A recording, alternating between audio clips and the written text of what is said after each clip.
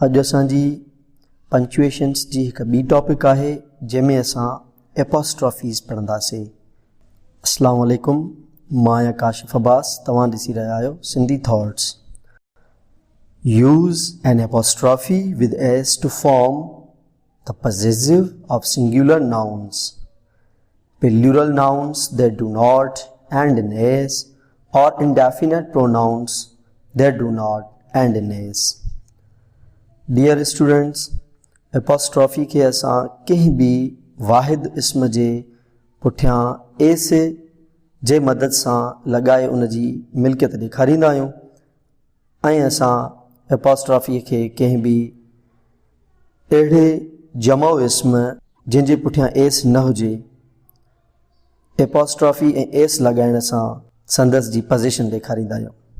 My friends house is at the end of the street। इन जुमले में मुंहिंजे दोस्त जो जेको घर आहे, मुंहिंजे दोस्त जी पोज़ीशन आहे, ऐं फ्रेंड जेको लफ़्ज़ आहे उहो सिंगुलर आहे, उन जे पुठियां असां एपोस्ट्रॉफी ऐं एस हणी करे उन जी मिल्कियत ॾेखारीसीं। उन खां पोइ use an apostrophe to form the possessive of plural nouns ending in s. त असां अहिड़ा इस्म जिन जे आख़िर में एस अचे, मतिलबु उहे प्लूरल हुजनि, त छा असां उन सां डबल एस करे उन्हनि जो एपोस्ट्रॉफी ठाहींदासीं। The horses stalls were filled with straw. Dear students, जॾहिं अहिड़ो इस्म अचे, मतिलबु जेके जमा हुजे, आख़िर में ऑलरेडी एस हुजे जंहिंजे पोयां प्लूरल हुजे, त असां उन जे पोयां जस्ट ख़ाली एपोस्ट्रॉफी रखंदा आहियूं। असां उन सां डबल एस इस्तेमालु न आहियूं कंदा। ख़ाली एपोस्ट्रॉफी रखण सां पुठियां उन जी पोज़ीशन ज़ाहिर थी वेंदी आहे। उन खां पोइ dear students, next slide. Use an apostrophe with the last noun in a series to indicate joint possession. Dear students, बाज़ औक़ात ईअं हूंदो आहे, कुझु जुमला अहिड़ा हूंदा आहिनि जिन में असां किन बि सीरीज़ मां मतिलबु माण्हुनि 3 या 4 माण्हू हूंदा आहिनि जंहिंजी असां पोज़ीशन ॾेखारींदा आहियूं, गॾियल काई बि हिकिड़ी शइ उन्हनि सभिनी जी, त उते असां छा कंदा आहियूं, उन सीरीज़ में जेको असांजो आख़िरी नंबर ते जेको फ़र्दु ईंदो आहे, असां उन सां एपोस्ट्रॉफी हणंदासीं त उहा सभिनी जी मिल्कियत ॾेखारींदी। एग्ज़ाम्पल तव्हांजे साम्हूं आहे, Frank and Ruth's anniversary is in September. हिन जुमले में जेको असां फ्रैंक ऐं रुथ ॾिठोसीं, त असां जेका एनिवर्सरी एक्सप्लेन कईसीं उहा फ्रैंक ऐं रुथ ॿिन्ही जी आहे। जॾहिं जॉइंट पोज़ीशन ॾेखारींदा आहियूं त असां उन सीरीज़ में जेको आख़िरी एलिमेंट हूंदो आहे असां उन सां पोज़ीशन हणंदा आहियूं। उन खां पोइ नेक्स्ट स्लाइड तव्हांजे साम्हूं आहे। असां प्रीवियस में पढ़ियोसीं त जॉइंट पोज़ीशन जॾहिं हुजे कुझु माण्हुनि जी, त असां उन्हनि में कंहिं बि आख़िरी जेको एलिमेंट ईंदो आहे उन सां पोज़ीशन हणंदा आहियूं।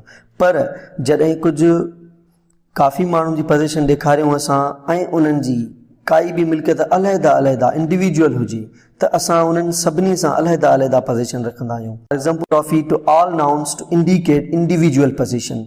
डियर स्टूडेंट्स, स्लाइड तव्हांजे साम्हूं आहे, अचो त हिन जो एग्ज़ाम्पल ॾिसूं। Brains,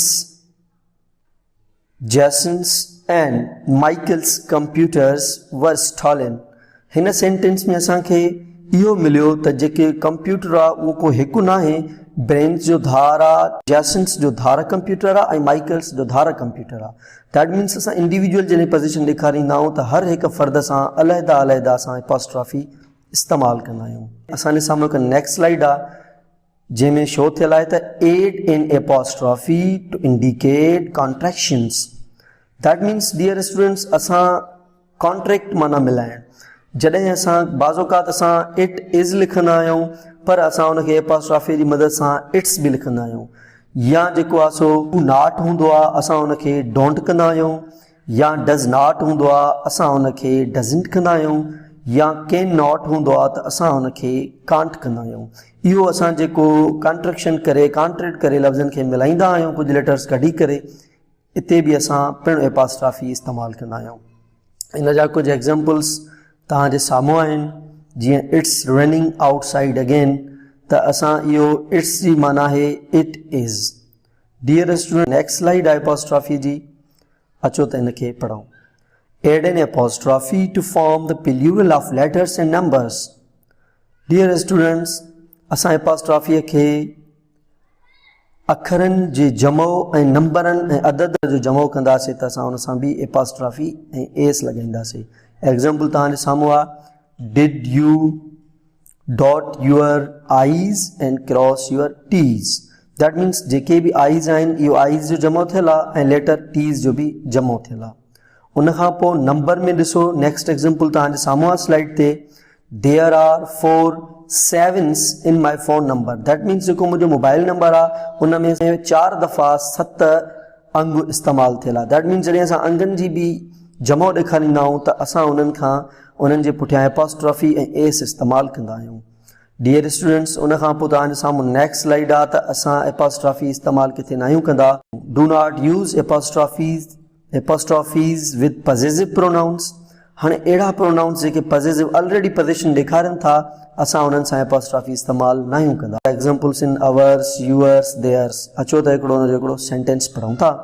the car with the flat tyre is ours. हाणे इन जुमिले में ऑलरेडी पोजीशन इस्तेमालु थियल आहे, तव्हां अवर्स जे पुठियां एपॉस्ट्रॉफी एस नथा लॻाए सघो। Thanks for watching our video. Kindly subscribe our channel and share all the videos, and also keep on visiting our page for next videos.